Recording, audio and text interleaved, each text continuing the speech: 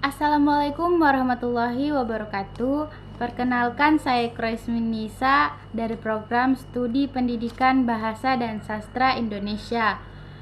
Nah, pada kesempatan kali ini saya akan menjelaskan 10 pertanyaan serta jawabannya sebagai pengganti UAS dalam mata kuliah Teori Belajar Bahasa dan Sastra. Langsung saja kita ke pertanyaan pertama. Pertanyaannya itu, metode apa saja yang dilakukan dalam pembelajaran bahasa Indonesia? Nah, di sini metode pembelajarannya itu ada 3, yaitu yang pertama metode ceramah. Yang dimaksud metode ceramah di sini seperti guru atau dosen yang menjelaskan materi yang telah sebelumnya disediakan kepada mahasiswanya. Nah, metode yang kedua itu diskusi. Jadi, beda dengan metode ceramah, diskusi ini guru atau dosen berinteraksi dengan mahasiswanya seperti saling tanya jawab dan sebagainya. Dan metode yang ketiga itu metode kooperatif, di mana metode kooperatif ini seperti dosen membagikan kelompok, lalu kami melakukan presentasi dan saling tanya jawab di dalamnya. Nah, dalam metode pembelajaran ini dosen atau pengajar dapat menggabungkan tiga-tiganya sekaligus atau dapat memilih salah satunya. Nah, kita masuk ke pertanyaan kedua. Pertanyaan kedua di sini itu, apa saja teknik dalam pembelajaran bahasa Indonesia? Nah, jadi teknik pembelajaran bahasa Indonesia itu juga ada 3. Yang pertama adalah teknik tanya jawab, yang kedua teknik kelompok, dan yang ketiga role play. Kita masuk ke pertanyaan ketiga. Permasalahan apa saja yang ada dalam pembelajaran?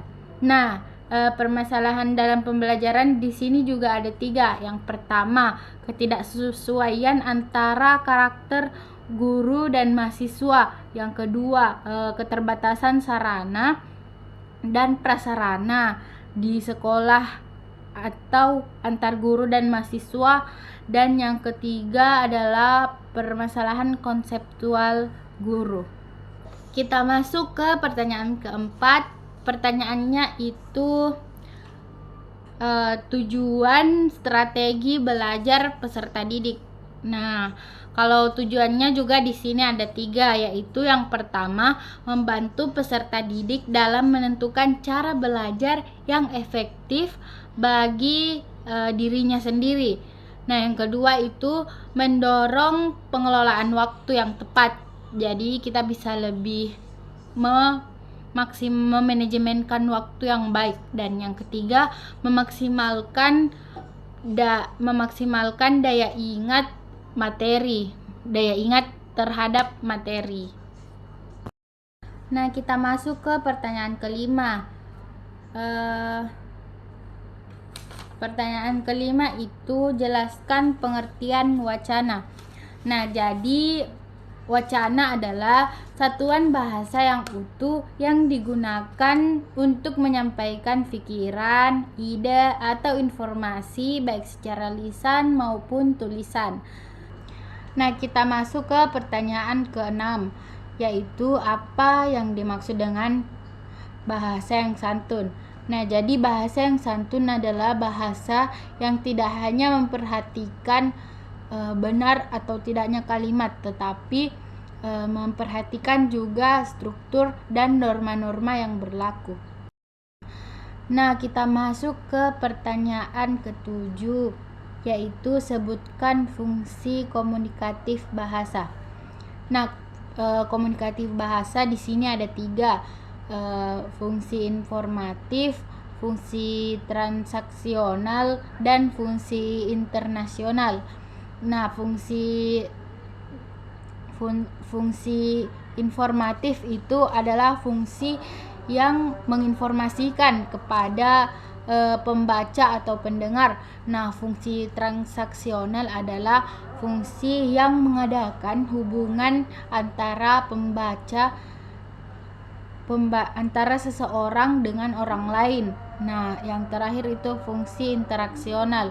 Fungsi interaksional di sini digunakan untuk saling berinteraksi antara pembaca dan pendengar.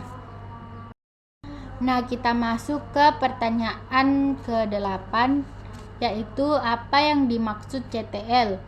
Nah, jadi CTL itu adalah contextual teaching and learning, di mana keterkaitan antara materi pembelajaran dan kehidupan nyata. Kita masuk ke pertanyaan ke-9, itu sebutkan beberapa cara untuk membangun semangat belajar. Nah, yang pertama di sini ada 3 cara. Yang pertama, menciptakan suasana pembelajaran yang menarik dan menyenangkan. Nah, yang kedua, memberikan metode pembelajaran yang variatif dan tidak membosankan. Dan yang terakhir, memberikan operasi dan penguatan yang positif. Nah, kita masuk ke pertanyaan ke-10 sekaligus pertanyaan terakhir. Pertanyaannya itu sebutkan jenis-jenis media pembelajaran. Nah, di sini media pembelajaran itu ada 5. Yang pertama itu media visual. Media visual itu contohnya seperti gambar, tabel, atau grafik. Nah, yang kedua itu media audio. Media audio di sini seperti rekaman suara atau lagu-lagu pembelajaran. Nah, yang ketiga media audiovisual. Media audiovisual ini seperti video pembelajaran, penayangan video pembelajaran. Dan yang keempat, media interaktif digital. Media interaktif digital ini seperti aplikasi pembelajaran. Dan yang kelima, media lingkungan. Nah, media lingkungan di sini itu seperti kegiatan observasi. Baik, itulah tadi yang dapat saya sampaikan. Kurang dan lebihnya mohon dimaafkan. Assalamualaikum warahmatullahi wabarakatuh.